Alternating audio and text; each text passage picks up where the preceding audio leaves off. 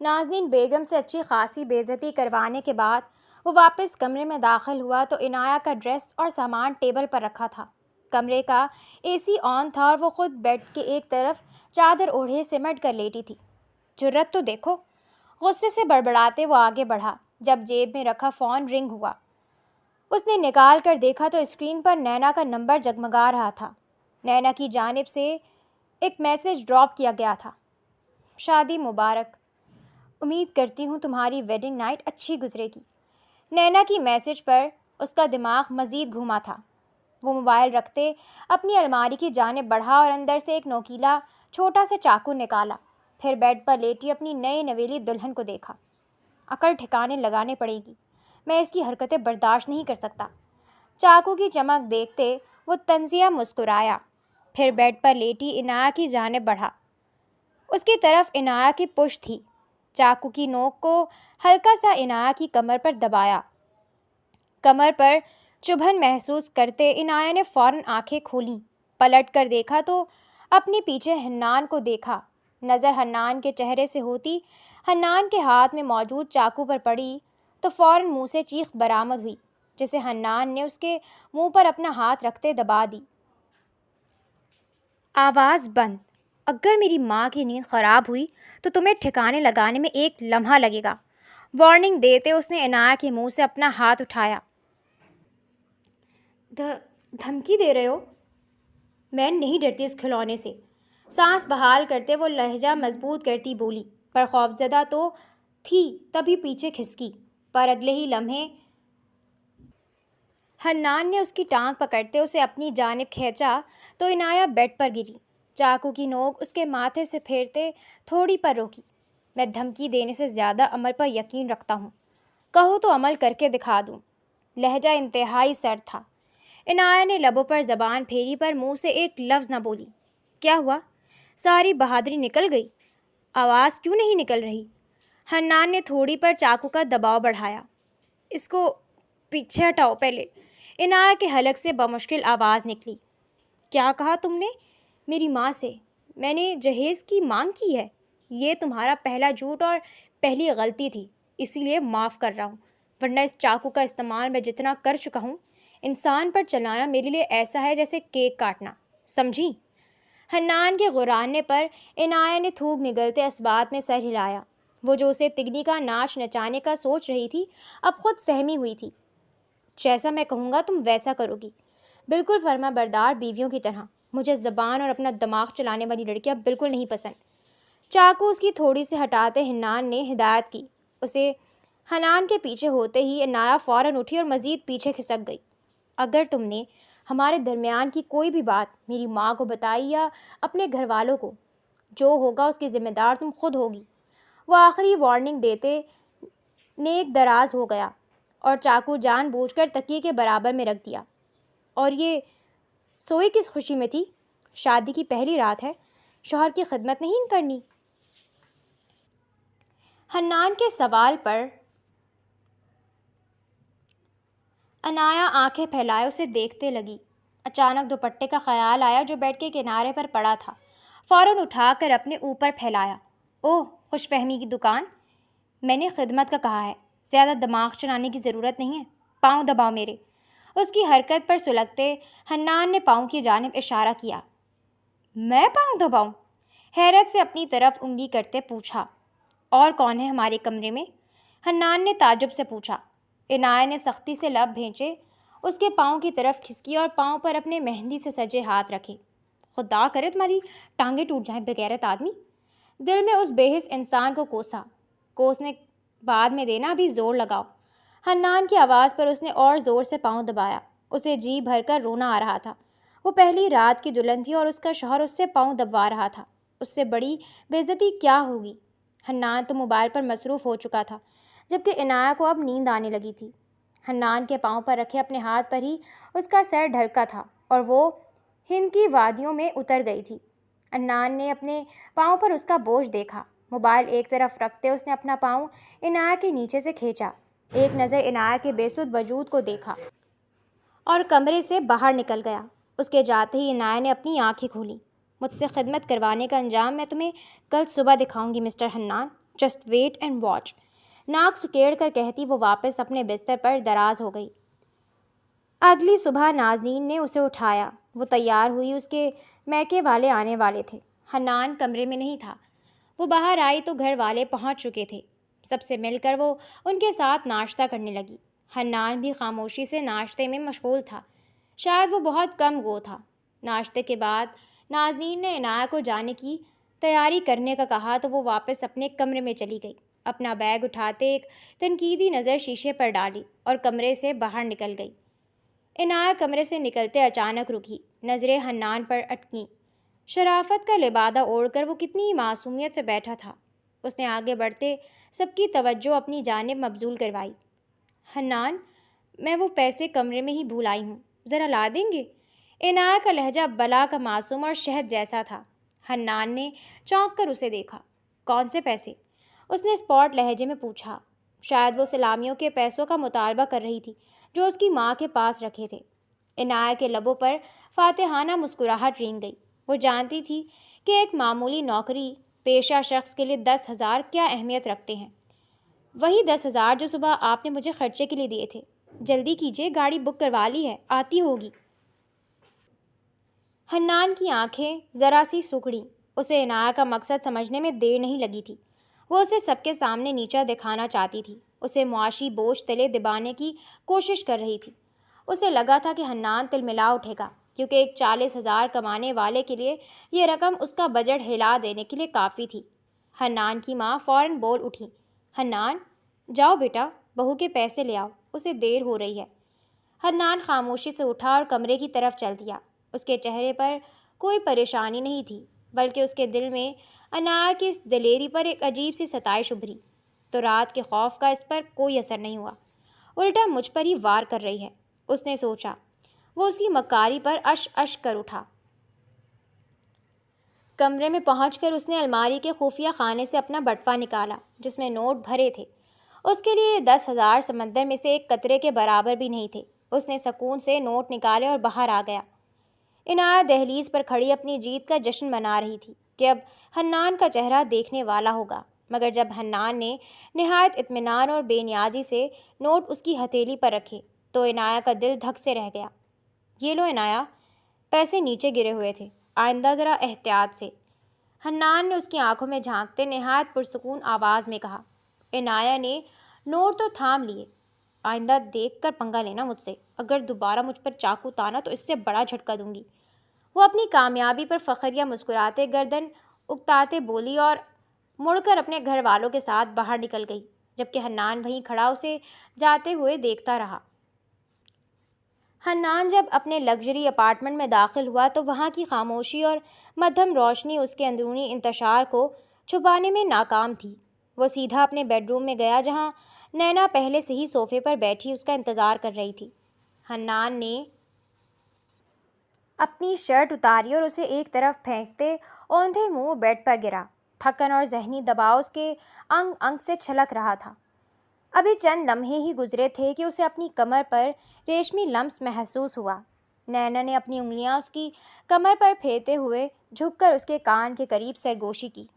پہلی رات کیسی گزری؟ اس کی آواز میں تجسس اور خاص قسم کی چبھن تھی۔ حنان نے بری طرح جھڑکتے اپنا رخ موڑا اور دور ہٹنے کا اشارہ کیا۔ اس کا موڈ انتہائی جارحانہ تھا۔ نینا نے برا منانے کے بجائے شرارتی مسکراہٹ لیے اسے زبردستی بٹھایا۔ حنان کی آنکھوں میں جھانکا۔ اچھا یہ تو بتاؤ، کیسی ہے تمہاری نئی دلہن؟ حنان نے تیکھی نظروں سے گھورا۔ مجھ سے پہلے تو تم اسے دیکھ چکی ہو، پھر یہ سوال کیوں کر رہی ہو؟ نینا نے اپنی بات درست کی۔ میرا مطلب ہے کہ تمہیں کیسی لگی؟ تمہاری پسند کے معیار پر پوری اترتی ہے یا نہیں؟ میں نے اسے غور سے دیکھا ہی نہیں، حنان نے اسپاٹ لہجے میں جواب دیا اور بیڈ سے اٹھ کر جانے لگا۔ اس کی بے نیازی نینا کو ہضم نہیں ہو رہی تھی۔ اس نے لپک کر حنان کا ہاتھ پکڑا اور اسے واپس بیڈ پر بٹھایا۔ کیا تم رات عنایہ کے قریب گئے تھے؟ نینا نے براہ راست اس کی آنکھوں میں دیکھتے سوال کیا۔ حنان نے کچھ لمحے خاموشی سے اسے غصے بھرے انداز میں گھورا، جیسے اس کی ہمت کی داد دے رہا ہو، اور پھر ایک لفظ کہے بغیر نفی میں سر ہلا دیا۔ اس کے چہرے کی سختی بتا رہی تھی کہ اس موضوع پر مزید گفتگو سے ناگوار گزر رہی تھی۔ حنان کے نفی میں سر ہلاتے ہی نینا کا چہرہ ایک دم سنجیدہ ہو گیا۔ کیوں؟ حنان، تم اس کے قریب کیوں نہیں گئے؟ تفتیشی انداز میں پوچھا۔ حنان نے بیزاری سے صوفے کی پشت سے سر ٹکا دیا۔ میرے لیے جسمانی تعلق سے پہلے دلی وابستگی اور ذہنی ہم آہنگی ضروری ہے نینا، اور عنایہ کے معاملے میں ایسا کچھ بھی نہیں ہے۔ نینا نے اپنا سر پکڑ لیا، جیسے اسے حنان کی منطق پر بے وقوفی لگی ہو۔ تم ہوش میں ہو حنان؟ تم بھول رہے ہو کہ عنایہ سے تم نے شادی صرف اور صرف اولاد کے لیے کی ہے۔ اگر تم اس کے قریب ہی نہیں جاؤ گے تو وہ تمہیں وارث کیسے دے گی؟ حنان نے ایک جھٹکے سے نینا کا ہاتھ اپنے بازو سے ہٹایا اور مروڑ کر کمر سے لگایا۔ اس دوہری اذیت میں مجھے تم نے ہی مبتلا کیا ہے نینا، یہ تمہارا ہی فیصلہ تھا۔ اب تم مجھ پر یہ جبر نہیں کر سکتی کہ میں کس کے قریب جاؤں اور کس کے نہیں، سمجھی؟ تمہارا غلام نہیں ہوں میں۔ وہ بری طرح غرایا اور جھٹکے سے نینا کا بازو چھوڑا۔ نینا نے حنان کے غصے کو محسوس کرتے طویل سانس لی اور نرمی سے اپنی باہیں اس کے بازو میں ڈال دیں۔ میں اس دوہری اذیت سے تمہیں جلد نکال دوں گی حنان، پر اس کے لیے تمہیں عنایہ کے قریب جانا ہی پڑے گا۔ جیسی اولاد ہو جائے گی، جس طرح وہ تمہاری زندگی میں آئی ہے اسی طرح اسے نکال باہر کریں گے۔ حنان چونک کر سیدھا ہوا۔ کیا مطلب؟ مطلب صاف ہے حنان، شادی اولاد کے لیے کی ہے نا، بس اولاد ہوگی اور ہم اسے لے کر عنایہ کو چھوڑ دیں گے۔ نینا نے اتنی سہولت سے کہا جیسے کسی فالتو چیز کو پھینکنے کی بات کر رہی ہو۔ حنان کی پیشانی پر بل پڑے۔ یہ بات تم نے پہلے تو نہیں کہی تھی؟ پلان میں کہیں اولاد چھین کر اس لڑکی کو چھوڑنا نہیں تھا؟ اب کہہ رہی ہوں نا۔ نینا نے لاپرواہی سے کندھے اچکائے۔ تو کیا تم ساری زندگی اس بوجھ کو اپنے سر پر سوار رکھو گے؟ مگر نینا، اس معاملے میں میری ماں شامل ہیں، وہ اتنی آسانی سے اسے جانے نہیں دیں گی، اور تم جانتی ہو نا میرے لیے سب سے امپورٹنٹ میری ماں ہے۔ حنان نے انتہائی سنجیدگی سے کہا۔ نینا نے جھک کر پیار سے حنان کے گال پر اپنے لب رکھے اور شرارت سے مسکرائی۔ پیارے حنان، تمہارے منہ سے اتنی معصومانہ باتیں اچھی نہیں لگتی۔ دنیا میں اتنے لوگ مرتے ہیں، عنایہ بھی مر جائے گی، سمپل۔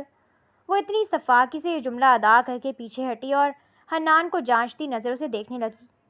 یہ سب بات کی باتیں ہیں، حنان نے اٹھتے ہوئے کہا۔ فی الحال میں خود کو اس کے قریب جانے پر رضامند نہیں کر پا رہا، اور نینا، اگر تمہیں ابھی یہی بحث کرنی ہے تو میں واپس چلا جاتا ہوں۔ اس نے بیزاری سے اپنی شرٹ اٹھانے کی کوشش کی، مگر نینا نے پھرتی سے شرٹ اس کے ہاتھ سے کھینچ لی اور اسے زبردستی اپنے قریب کھینچ لیا۔ حنان، جو پہلے ہی ذہنی طور پر تھکا ہوا تھا، جلد ہی نیند کی وادیوں میں اتر گیا۔ نینا نہایت سکون سے اس کے بالوں میں انگلیاں پھیرتے اس کے پرکشش چہرے کو تکنے لگی۔ ہونٹوں پر گہری مسکراہٹ تھی۔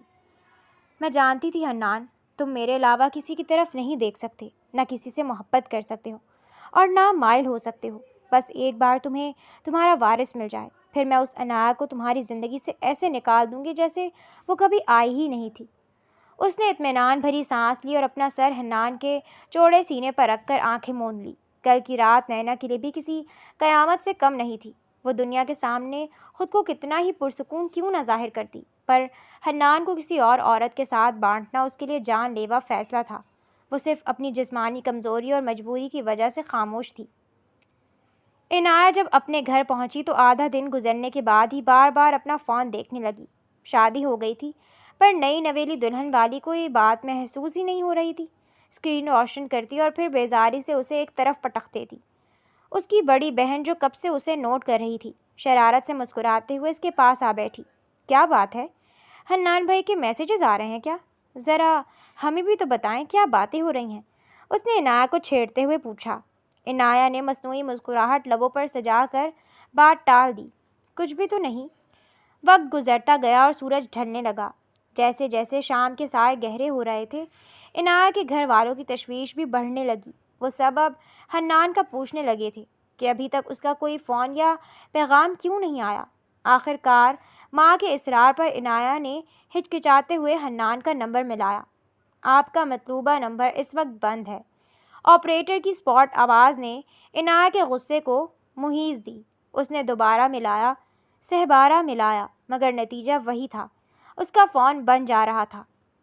رات گہری ہونے لگی تھی۔ عنایہ نے درجنوں بار نمبر ملایا، مگر ہر بار وہی مشینی آواز اس کا منہ چڑھاتی رہی۔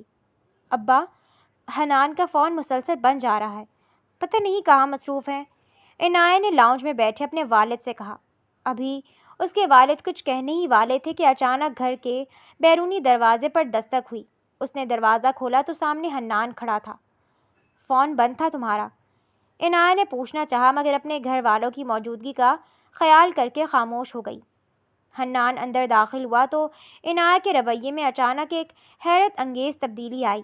وہ جو ابھی اسے کوس رہی تھی اب سب کے سامنے ایک مثالی اور خوش دل بیوی کا روپ دھار چکی تھی۔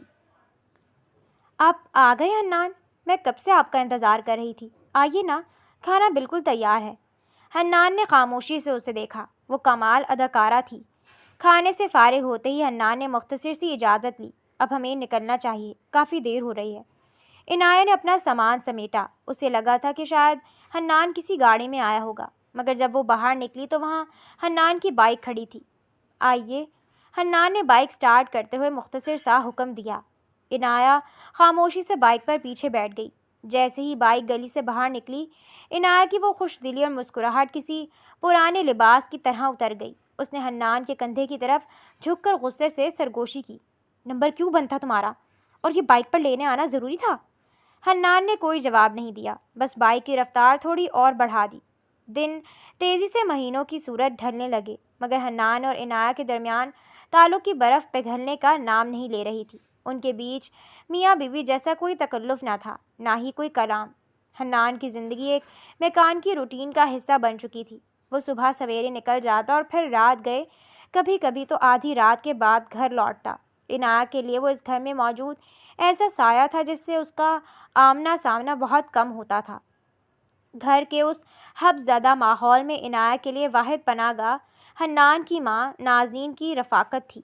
دونوں کے درمیان بہت جلد گہرا اور دوستانہ رشتہ استوار ہو گیا تھا۔ وہ سارا دن نازنین کے ساتھ کچن کے کاموں میں مگن رہتی یا ان کے کمرے میں بیٹھ کر ادھر ادھر کی باتیں کرتی، مگر نازنین کی تجربہ کار نظروں سے یہ بات چھپی نہیں تھی کہ عنایہ اور حنان اب تک اجنبی تھے۔ حنان اور عنایہ کے درمیان تکلف کی دیوار اتنی بلند تھی کہ اسے محسوس کرنے کے لیے کسی خاص بصیرت کی ضرورت نہ تھی۔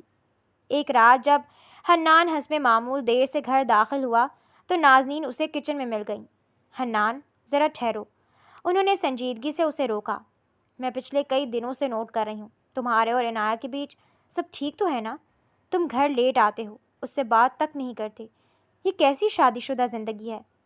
حنان نے تھکن سے چہرہ مسلا، اسپاٹ مسکراہٹ کے ساتھ جواب دیا، امی، آپ کو بلا وجہ غلط فہمی ہوئی ہے۔ کام کا بوجھ زیادہ ہے اس لیے تھک جاتا ہوں، باقی سب نارمل ہے۔ نازنین کو اس کے جواب سے تسلی نہ ہوئی، چنانچہ اگلے دن انہوں نے عنایہ کو اپنے پاس بٹھا لیا۔ عنایہ بیٹی، سچ بتانا، حنان تمہارا خیال تو رکھتا ہے نا؟ مجھے تم دونوں کے رویوں میں عجیب سا کھنچاؤ محسوس ہوتا ہے، کہیں وہ تم سے بدتمیزی تو نہیں کرتا؟ عنایہ جو اندر سے ایک طوفان چھپائے بیٹھی تھی، اس نے فوراً پلکیں جھپکائیں اور بڑی مہارت سے مسکراتے ہوئے کہا، ارے نہیں امی، آپ کو بس غلط فہمی ہوئی ہے، حنان تو بہت اچھے ہیں، بس وہ ذرا خاموش طبع ہیں اور اپنی مصروفیات کی وجہ سے تھک جاتے ہیں۔ ہمارے درمیان کوئی مسئلہ نہیں ہے۔ جو بھی تھا، پر ناز نخرے اور مان کے ارمان اس کے بھی تھے۔ حنان نے ایک مرتبہ بھی اس کی جانب پیش قدمی نہیں کی تھی، بلکہ وہ تو عنایہ کی طرف دیکھتا تک نہیں تھا۔ نازنین نے گہرا سانس لے کر خاموشی اختیار کر لی، مگر وہ جانتی تھی کہ ان دونوں نے غلط فہمی کا ایک ہی جیسا جملہ رٹ رکھا ہے۔ رات کا 1 بج چکا تھا۔ نازنین بیگم گہری نیند سو چکی تھی۔ پورا گھر سکوت کے عالم میں تھا۔ عنایہ کے کمرے کا اے سی مسلسل چلنے کے باوجود کولنگ نہیں کر رہا تھا۔ وہ جھنجھلا کر کمرے سے باہر گیلری میں آئی، وہاں دیوار کے ساتھ ایک اسٹول گھسیٹ کر رکھا اور اس پر چڑھ گئی۔ وہ پنجوں کے بل کھڑی ہو کر اوپر لگے آؤٹر کو چیک کرنے لگی کہ کیا وہ گرم ہوا پھینک رہا ہے یا نہیں۔ وہ اسی تگ و دو میں مصروف تھی کہ اچانک پیچھے سے بھاری اور اسپاٹ آواز ابھری، یہ کیا کر رہی ہو؟ سنسان رات میں حنان کی اچانک وہ بری طرح ہڑبڑائی، توازن بگڑا اور پاؤں مڑتے ہی وہ اسٹول سے نیچے کی طرف جھول گئی۔ اس نے ڈر کے مارے اپنی آنکھیں مضبوطی سے بھینچ لی۔ اسے یقین تھا کہ وہ فرش پر گرے گی، مگر زمین کی سختی کے بجائے اسے کسی کے مضبوط اور گرم بازوں کا سہارا مل گیا۔ حنان نے اسے عین وقت پر باہوں میں تھام لیا تھا۔ عنایہ کا وجود اس کے چوڑے سینے سے آ لگا تھا۔ حنان نے ساکت نظروں سے اس کے معصوم اور سہمے چہرے کو دیکھا۔ حنان نے اسے عین وقت پر باہوں میں چاند کی مدھم روشنی میں عنایہ کی بند پلکیں اور کپکپاتے لب ایک عجیب ہی منظر پیش کر رہے تھے۔ حنان کے لیے یہ قربت غیر متوقع تھی۔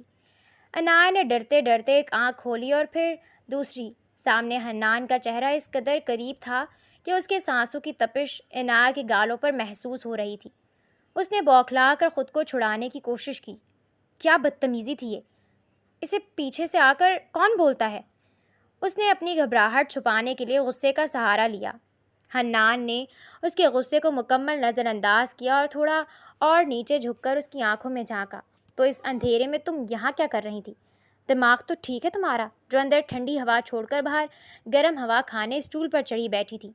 چھوڑو مجھے، موقع کا فائدہ اٹھا رہے ہو آپ۔ عنایہ نے اس کی گرفت سے نکلنا چاہا، مگر حنان کی قربت اور اس کی نظروں کے حصار نے اسے بری طرح گھبرا دیا۔ دل کی دھڑکنیں اس قدر تیز تھیں کہ حنان کو اپنے سینے پر صاف محسوس ہو رہی تھیں۔ حنان نے اسے سیدھا کھڑا کرنے کی کوشش کی، مگر جیسے ہی عنایہ نے بوجھ پاؤں پر ڈالا، موچ کی ٹیس نے اسے بے حال کر دیا۔ وہ دوبارہ لڑکھڑائی اور گرنے سے بچنے کے لیے اضطراری طور پر اپنی باہیں حنان کی گردن میں ڈال دیں۔ وہ حنان کے اس قدر قریب تھی کہ اس کا چہرہ فرط خجالت سے سرخ پڑنے لگا۔ حنان نے بھویں اچکا کر اسے دیکھا۔ عنایہ کی یہ سرخی، یہ ہچکچاہٹ اور یہ شرمانا حنان کے لیے بالکل نیا تھا۔ اس نے نینا کو ہمیشہ بولڈ اور بے باک دیکھا تھا۔ شرم و حیا کا یہ رنگ اس نے پہلی بار کسی لڑکی کے چہرے پر دیکھا تھا، اور یہ رنگ اسے اندر تک متاثر کر رہا تھا۔ گھورنا بند کریں، وہ آپ کی وجہ سے گری ہوں، اسی لیے پکڑ رہی ہوں، ورنہ کوئی شوق نہیں ہے۔ عنایہ نظریں چراتے بڑبڑائی۔ حنان کے لبوں پر مبہم سی مسکراہٹ آئی، جسے اس نے فوراً چھپا لیا۔ وہ واقعی شرما رہی تھی، اور اس کا یہ شرمانا حنان کے سنگلاخ دل میں کہیں دستک دے رہا تھا۔ اس نے خاموشی سے جھک کر ایک ہاتھ عنایہ کی کمر کے پیچھے رکھا اور دوسرا اس کے گھٹنوں کے نیچے، اور اسے گود میں اٹھا لیا۔ عنایہ کے احتجاج کرنے سے پہلے ہی حنان اسے سہارا دیتے خاموشی سے کمرے کی طرف لے گیا۔ رات کی خاموشی میں ان دونوں کے درمیان نئی اور انکہی کہانی کا آغاز ہو چکا تھا۔ حنان نے نہایت نفاست سے عنایہ کو بیڈ پر بٹھایا۔ کمرے میں اے سی نہ چلنے کی وجہ سے گھٹن تھی، مگر اس وقت عنایہ کو اپنے اندر کی حدت زیادہ محسوس ہو رہی تھی۔ وہ اصل میں اے سی کولنگ نہیں کر رہا تھا، تو میں بس دیکھنے گئی تھی۔ عنایہ نے اپنی بوکھلاہٹ چھپانے کے لیے وضاحت پیش کی۔ حنان نے کوئی جواب نہیں دیا۔ وہ خاموشی سے فرش پر دو زانوں بیٹھا اور عنایہ کا وہ پاؤں اپنے ہاتھ میں لیا جس پر موچ آئی تھی۔ جیسے ہی حنان کی انگلیاں اس کے ٹخنے سے مس ہوئیں، عنایہ درد کی لہر سے تڑپ اٹھی۔ سسکی لبوں سے نکلی، رکیں، ہاتھ مت لگائیں، بہت درد ہو رہا ہے۔ اس نے پیچھے ہٹنے کی کوشش کی، مگر حنان نے گرفت ڈھیلی نہیں کی۔ اسی لمحے حنان نے بے ساختہ اپنا چہرہ عنایہ کے چہرے کے عین قریب کر لیا، اتنی قربت کہ عنایہ کو اپنی دھڑکنیں حلق میں محسوس ہونے لگیں۔ وہ گھبرا کر بیڈ کی پشت سے جا لگی، مگر حنان پیچھے ہٹنے کے بجائے اور قریب ہو گیا، یہاں تک کہ ان کی سانسیں ایک دوسرے میں ضم ہونے لگیں۔ کیا ہو گیا آپ کو؟ آپ کی طبیعت تو ٹھیک ہے نا؟ عنایہ نے لڑکھڑاتی آواز میں پوچھا۔ اس کا دل زور زور سے پسلیاں توڑنے لگا تھا۔ حنان کے لبوں پر دلکش مسکراہٹ رینگ گئی۔ اس نے جھک کر عنایہ کے دہکتے ہوئے چہرے پر نرم سی پھونک ماری۔ عنایہ نے کسی انجانے خوف اور سحر کے زیر اثر فوراً اپنی آنکھیں میچ لیں۔ اسے لگا شاید اگلا لمحہ کوئی رومانوی موڑ لے گا، مگر عین اسی پل حنان نے اس کے پیر کو زوردار جھٹکا دیا۔ عنایہ کے منہ سے فلک شگاف چیخ برآمد ہوئی، مگر اس سے پہلے کہ آواز باہر نکلتی، حنان نے بجلی کی تیزی سے اپنا ہاتھ عنایہ کے ہونٹوں پر رکھ دیا۔ درد کی شدت سے عنایہ کی آنکھوں میں پانی بھر آیا۔ اس کا چہرہ، جو ابھی تھوڑی دیر پہلے شرم و حیا سے گلابی ہو رہا تھا، اب غصے اور تکلیف سے تمتما اٹھا تھا۔ حنان نے جب ہاتھ ہٹایا تو عنایہ نے تڑپ کر اسے دیکھا۔ یہ کیا بدتمیزی تھی؟ حنان بالکل سنجیدہ ہو گیا، پر نظروں میں شرارت اب بھی باقی تھی۔ اس نے بڑے اطمینان سے پوچھا، کون سی والی بدتمیزی کا پوچھ رہی ہو؟ وہ جو میں نے ابھی تمہارے چہرے پر پھونک ماری اور آیا وہ، یا جو پاؤں کو جھٹکا دیا وہ؟ عنایہ اس کے براہ راست سوال پر بری طرح سٹپٹا گئی۔ چہرہ مزید سرخ ہو گیا۔ اس نے فوراً اپنا رخ موڑا۔ پاؤں کی بات کر رہی ہوں میں، یعنی قریب آنا بدتمیزی نہیں لگی؟ قریب آ سکتا ہوں؟ حنان کو ایک بار پھر قریب کھسکتے دیکھ وہ فوراً پیچھے ہوتے بڑبڑائی، نہیں، وہ زیادہ بڑی بدتمیزی تھی، میں آنٹی کے کمرے میں چلی جاؤں گی۔ کچھ نہ سمجھ آنے پر دھمکی لگائی۔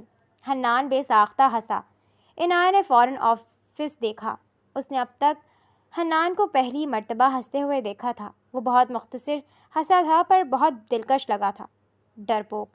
سر جھٹکتے وہ اٹھ کھڑا ہوا، ڈریسنگ ٹیبل پر رکھا اے سی کا ریموٹ اٹھایا اور اس کی سیٹنگز چیک کرنے لگا۔ چند بٹن دبانے کے بعد آؤٹر کے چلنے کی دھیمی آواز آئی اور کمرے میں خنکی کا احساس ہونے لگا۔ حنان نے ریموٹ واپس رکھا اور بغیر کچھ کہے نہایت سکون سے کمرے سے باہر نکل گیا۔ حنان کچن میں کھڑا اپنی پلیٹ میں سالن نکالنے لگا۔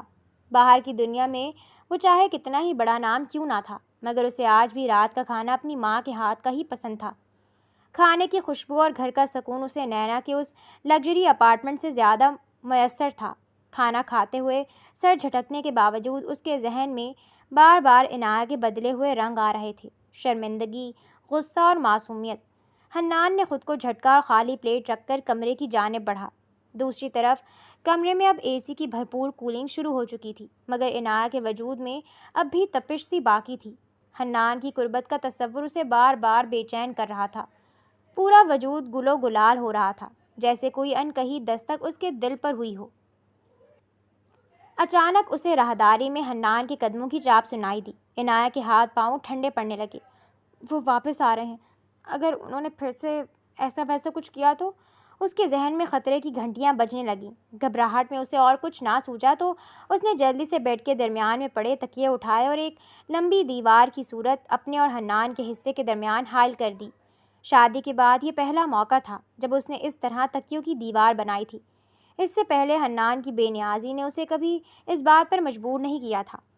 وہ جلدی سے کمبل اوڑھ کر لیٹ گئی اور آنکھیں مضبوطی سے بند کر لیں، جیسے وہ سو رہی ہو۔ اس کا دل اتنی زور سے دھڑک رہا تھا کہ اسے لگا حنان کمرے میں داخل ہوتے ہی اس کے دل کی آواز سن لے گا۔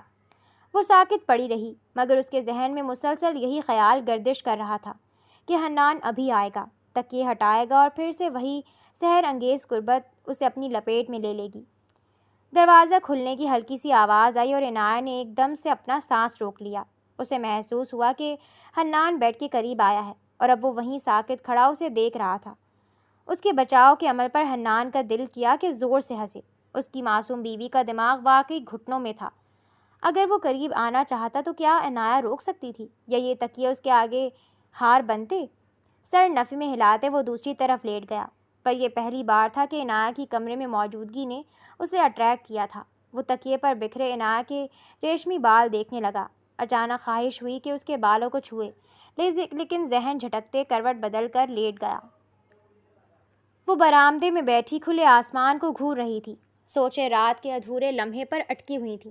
رات حنان واپس اس کے قریب نہیں آیا تھا۔ اسے کہیں نہ کہیں یہ بات بری لگی تھی۔ کیا وہ تکیے ہٹا نہیں سکتا تھا؟ وہ تو بلا وجہ خوش فہمی کا شکار ہو گئی تھی کہ حنان اس کی طرف متوجہ ہو رہا ہے۔ تھی تو وہ ایک عورت ہی، اور اب اسے لاشعوری طور پر حنان کی قربت اور توجہ چاہیے تھی۔ ابھی وہ اسی اداسی میں گھری تھی کہ نازنین بیگم اس کے برابر آ کر بیٹھ گئیں۔ کیا بات ہے عنایت؟ اداس لگ رہی ہو، سب خیر تو ہے؟ انہوں نے پیار سے اس کے سر پر ہاتھ رکھا۔ عنایت نے نفی میں سر تو ہلایا، مگر اس کا چہرہ مزید بجھ گیا۔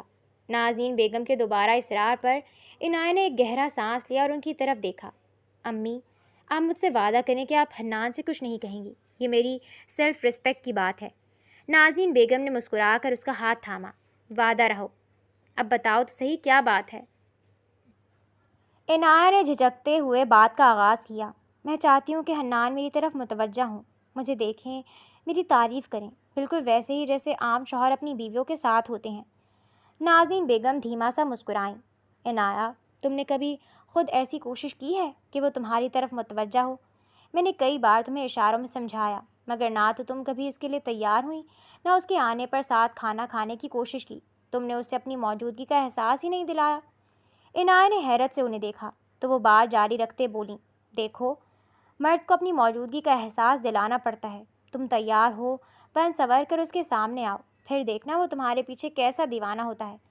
حنان تھوڑا سخت مزاج ضرور ہے، اس کا کبھی لڑکیوں کے ساتھ اٹھنا بیٹھنا نہیں رہا، وہ ناز نخرے اٹھانا نہیں جانتا، پر اگر بیوی چاہے تو سب سکھا سکتی ہے۔ عنایت نے کچھ سوچتے ہوئے پوچھا، تو میں کیا کروں امی؟ نازنین بیگم نے شفقت سے اس کا ماتھا چوما۔ جاؤ، سب سے پہلے آج کوئی اچھا سا جوڑا نکال کر تیار ہو جاؤ۔ میں حنان کو کہہ دوں گی کہ آج جلدی گھر آئے، جب وہ آئے گا تو کھانا تم سرو کرنا، اور اس کے ساتھ بیٹھ کر کھانا۔ کیا واقعی اس سے فرق پڑے گا؟ 100% پڑے گا، نازنین بیگم نے یقین دلایا۔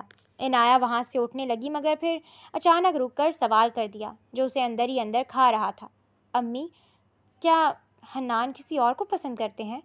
نازنین بیگم نے بغیر تاخیر کے نفی میں سر ہلایا۔ نہیں عنایہ، میں نے حنان کی شادی تمہارے ساتھ زبردستی نہیں کی۔ اگر وہ کسی کو پسند کرتا تو مجھے بتا دیتا، مجھے اس کی پسند کی شادی پر کوئی اعتراض نہیں تھا۔ سچ تو یہ ہے کہ لڑکیوں کی طرف کبھی اس کا دماغ گیا ہی نہیں۔ شاید یہی وجہ ہے کہ وہ تمہاری طرف بھی تکلف کی دیوار گرا کر پہل نہیں کر پا رہا۔ تم کوشش کرو گی تو وہ مان جائے گا۔ عنایہ کے دل کو یک گونا سکون ملا۔ اس نے مسکراتے اپنے کمرے کا رخ کیا۔ اس نے الماری سے ایک سادہ مگر نہایت دیدہ زیب جوڑا نکالا، بالوں کو کھلا چھوڑ دیا جو اس کے شانوں پر بکھر کر اس کی رنگت کو مزید نکھارنے لگے۔ آنکھوں میں گہرا کاجل اور لبوں پر ہلکی سی لپسٹک کی سرخی نے اس کے حسن کو 4 چاند لگا دیے تھے۔ شادی کے بعد یہ پہلی بار تھا کہ وہ حنان کے لیے سج سنور رہی تھی، اور یہ اس کی جانب سے پہلی باقاعدہ پیش قدمی تھی۔ جب وہ تیار ہو کر باہر آئی تو نازنین بیگم کی نظریں اس پر جم گئیں۔ وہ بلائیں لیتی ہوئی بولیں، صدقے جاؤں، آج پہلی بار لگ رہا ہے کہ میرے گھر میں نئی نویلی دلہن آئی ہے، ورنہ اب تک تو تم نے کوئی بناؤ سنگھار کیا ہی نہیں تھا۔ عنایہ ہلکا سا شرما گئی۔ اس نے نازنین بیگم کے ساتھ مل کر کچن کا کام کروایا۔ نازنین پہلے ہی حنان کو کال کر کے تاکید کر چکی تھی کہ آج جلدی گھر آنا ہے کیونکہ سب نے ساتھ کھانا کھانا ہے۔ ابھی وہ دونوں لاؤنج میں بیٹھی باتیں ہی کر رہی تھی کہ حنان گھر میں داخل ہوا۔ نازنین بیگم نے اشارہ کیا تو عنایہ لپک کر کچن سے ٹھنڈا پانی لے آئی۔ حنان صوفے پر بیٹھ ہی رہا تھا کہ عنایہ نے پانی کا گلاس اس کی طرف بڑھایا۔ حنان ایک پل کے لیے چونکا۔ یہ خدمت گزاری اس کے لیے بالکل نئی تھی۔ اس نے عنایہ کے ہاتھ سے گلاس لیتے ہوئے اسے سر سے پاؤں تک دیکھا۔ ہمیں کہیں باہر جانا ہے کیا؟ حنان نے متجسس لہجے میں پوچھا۔ نازنین بیگم نے مسکرا کر نفی میں سر ہلایا۔ پھر مجھے اتنی جلدی کیوں بلایا؟ اور یہ عنایہ بھی تیار ہوئی ہے؟ حنان کے لہجے میں عجیب سی بے نیازی تھی، جیسے اسے عنایہ کے اس روپ سے کوئی خاص فرق نہ پڑا ہو۔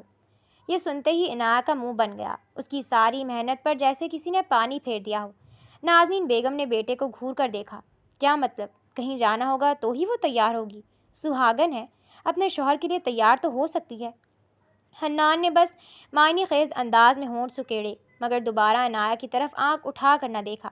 کھانے کی میز پر بھی خاموشی کا راج رہا۔ عنایہ مسلسل کوشش کرتی رہی کہ حنان اس کی طرف دیکھے، کوئی بات کرے، مگر حنان نہایت سکون سے کھانا کھاتا رہا۔ رفتہ رفتہ عنایہ کا چہرہ اترنے لگا۔ اسے اپنی توہین محسوس ہو رہی تھی۔ کھانے کے بعد بھی عنایہ کام کے بہانے کمرے میں حنان کے پیچھے پیچھے گھومتی رہی، کبھی اس کی فائلیں سیدھی کرتی تو کبھی پانی کا پوچھتی، مگر حنان اپنے لیپ ٹاپ میں مگن رہا۔ جب صبر کا پیمانہ لبریز ہو گیا تو عنایہ نے غصے سے اپنے کانوں کے آویزے اتارے اور پیر پٹکتی ہوئی کمرے سے باہر نکل گئی۔ عنایہ کے باہر جاتے ہی حنان کے لبوں پر مسکراہٹ رنگ گئی۔ تھوڑی دیر بعد جب عنایہ واپس آئی تو منظر بدل چکا تھا۔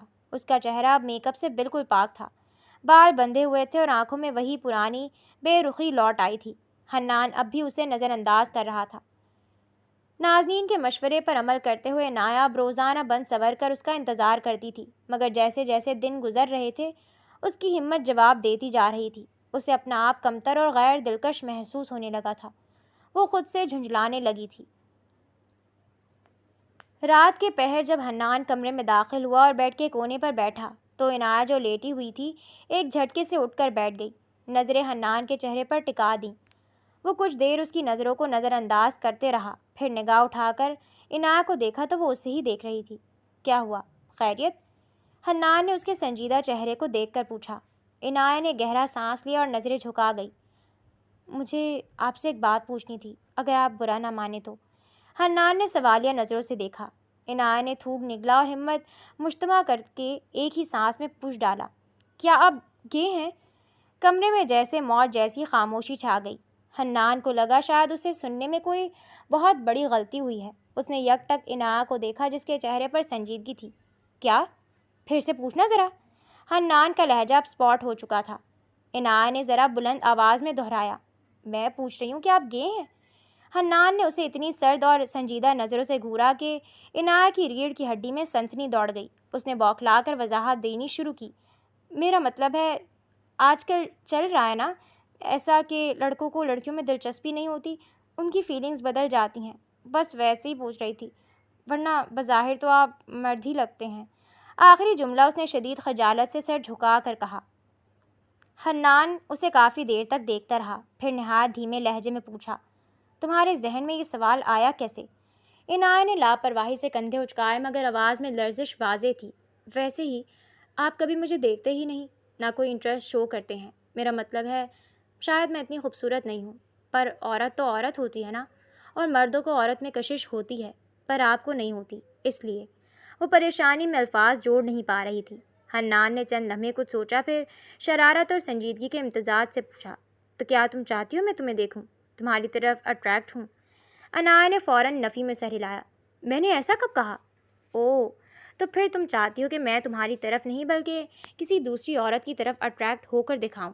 حنان نے اسے مزید چھیڑا۔ نہیں، ہرگز نہیں، عنایت نے تڑپ کر کہا۔ تو پھر کیا چاہتی ہو؟ حنان اب اس کے اتنا قریب ہوا کہ عنایت کی کنپٹیاں سرخ ہونے لگیں۔ کیا میں تمہارے قریب آؤں اور تمہیں یہ یقین دلاؤں کہ میں گے نہیں ہوں؟ عنایت کا چہرہ فرتے جذبات اور گھبراہٹ سے تمتما اٹھا۔ وہ حنان کی قربت کی تپش برداشت نہ کر سکی۔ نہیں، میرا وہ مطلب نہیں تھا، میں تو بس ویسے ہی۔ وہ جھنجھلاہٹ میں جملہ ادھورا چھوڑ کر کمرے سے باہر بھاگ گئی۔ حنان ساکت بیٹھا اس خالی جگہ کو دیکھتا رہا جہاں بھی عنایت موجود تھی۔ وہ انجان نہیں تھا، وہ روز عنایت کا بدلتا روپ، اس کا بننا سنورنا اور اس کا آگے پیچھے ہونا سب دیکھ رہا تھا۔ سچ تو یہ تھا کہ عنایت اسے روزانہ بری طرح اپنی طرف مائل کرتی تھی۔ حنان کا دل تڑپتا تھا کہ وہ اس کے قریب جائے، اسے اپنی باہوں میں بھر لے، مگر اس کے اندر ایک دوسری جنگ چھڑی ہوئی تھی۔ وہ خود سے لڑ رہا تھا۔ اس کا ضمیر اس ظلم پر آمادہ نہیں ہو رہا تھا کہ وہ عنایت جیسی معصوم لڑکی کو صرف اولاد کے حصول کے لیے استعمال کرے۔ وہ اس کی معصومیت اجاڑ کر اسے صرف ایک باعث دینے والی مشین بنا کر طلاق نہیں دے سکتا تھا۔ نینا کا مکارانہ منصوبہ اسے خنجر کی طرح چبھتا تھا۔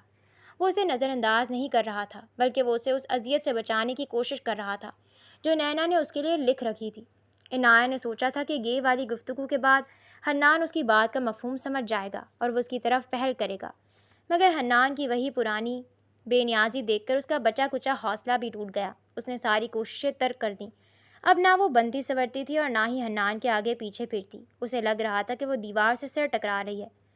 کچھ دن یوں ہی گزر گئے۔ جب گھڑی کی سوئیاں آدھی رات کا اعلان کر رہی تھیں، حنان کے موبائل کی تھرتھراہٹ نے خاموشی توڑی۔ حنان جھٹکے سے اٹھ بیٹھا۔ ہاں، بس آ رہا ہوں، اس نے مختصر جواب دیا اور فون بند کر دیا۔ عنایت جو بظاہر گہری نیند میں تھی، نیم باں آنکھوں سے اسے دیکھ رہی تھی۔ حنان نے الماری سے کوئی وزنی چیز نکالی، شاید وہی چاقو جو عنایت نے پہلے دیکھا تھا، اور دبے قدموں کمرے سے باہر نکل گیا۔ عنایت اٹھ کر بیٹھ گئی۔ اس کا دل کسی انجانے خوف سے دھک دھک کر رہا تھا۔ حنان صبح تک واپس نہ لوٹا۔ اگلے صبح محلے میں لوگوں کا ہجوم تھا۔ باتیں گردش کر رہی تھی کہ گزشتہ رات قریبی علاقے میں 4 بڑی ڈکیتیاں ہوئی ہیں اور پولیس کا خیال ہے کہ ڈاکو اسی مضافاتی علاقے کے رہائشی ہیں۔ عنایت کے ذہن میں فوراً رات والا منظر گھوم گیا۔ حنان کا آدھی رات کو نکلنا، اس کا پراسرار ہتھیار اور گھر کے وہ شاہانہ اخراجات جو 40,000 میں ناممکن تھے، کڑیاں ملنے لگی تھیں۔ دوپہر کے وقت حنان گھر لوٹا تو اس کے چہرے پر تھکن کے آثار تھے۔ عنایت لاؤنج میں کھڑی تیکھی نظروں سے اسے ناپ رہی تھی۔ آدھی رات کو اٹھ کر کہاں گئے تھے آپ؟ اس نے سیدھا سوال کیا۔ حنان کلائی سے گھڑی اتارتے ہوئے ٹھٹکا اور مڑ کر اسے دیکھا۔ کام سے گیا تھا؟ کیا کام؟ عنایت نے جرا کی۔ حنان نے سنجیدگی سے اسے گھورا۔ میں تمہیں ہر بات بتانے کا پابند نہیں ہوں۔ عنایت نے طنزیہ سر ہلایا۔ آپ نوکری کیا کرتے ہیں حنان صاحب؟ کیونکہ گھر کا خرچہ 40,000 میں پورا نہیں ہوتا۔ یہ اضافی پیسے کہاں سے لاتے ہیں آپ؟ سچ بتائیے گا۔ حنان عنایت کے اس تفتیشی انداز پر ناگواری سے اس کے قریب آیا۔ ان سب سوالوں کا کیا مقصد ہے؟ عنایت نے بھویں اچکائیں اور اسپاٹ لہجے میں بولی۔ کل رات محلے کے پیچھے 4 ڈکیتیاں ہوئی ہیں۔ آپ بھی تو اپنا چاقو نکال کر گئے تھے نا الماری سے۔ کچھ لمحے حنان عنایت کی بات کا مفہوم سمجھ نہ سکا۔ جب عنایت کی بات کا مطلب اس کے ذہن میں واضح ہوا تو چہرے پر بے یقینی ابھری۔ واٹ؟ تمہاری بات کا مطلب کیا ہے؟ تم مجھے ڈکیت سمجھ رہی ہو؟ وہ جملہ مکمل نہ کر سکا۔ عنایت نے خاموشی سے نگاہیں پھیر لیں۔ حنان نے اپنے چہرے پر ہاتھ پھیرا اور پھر اچانک اس کے حلق سے ایک بھرپور قہقہہ برآمد ہوا۔ سیریسلی؟ تمہیں میں کوئی لوکل ڈکیت لگتا ہوں؟ کسی کی شکل پر اس کا جرم نہیں لکھا ہوتا۔ عنایت نے ترکی بترکی جواب دیا۔ حنان اب بھی ہنس رہا تھا۔ امی نے تمہاری غلط تعریف کی تھی عنایت۔ تم معصوم نہیں، بے وقوف ہو۔ میں کوئی ڈکیت نہیں ہوں اور نہ یہ چھوٹے موٹے گھٹیا کام کرتا ہوں۔ عنایت نے منہ بنایا۔ پھر اتنے پیسے کہاں سے آتے ہیں؟ نوکری کے علاوہ کچھ تو کرتے ہوں گے نا؟ حنان کے لبوں پر اسرار مسکراہٹ آئی۔ اس نے عنایہ کو قریب آنے کا اشارہ کیا۔ عنایہ جھجکتے ہوئے قریب ہوئی تو حنان نے اس کے کان میں رازداری سے سرگوشی کی۔ میں کوئی چھوٹا موٹا ڈکیت نہیں ہوں عنایہ، گینگسٹر ہوں۔ ایک زمانہ ڈرتا ہے مجھ سے، میری دہشت سے۔ عنایہ ایک جھٹکے سے پیچھے ہوئی اور اسے سر سے پاؤں تک طنزیہ نظروں سے دیکھا۔ گینگسٹر، وہ رہا شیشہ، ایک بار اپنی شکل دیکھ لیں۔ وہ کہتی کمرے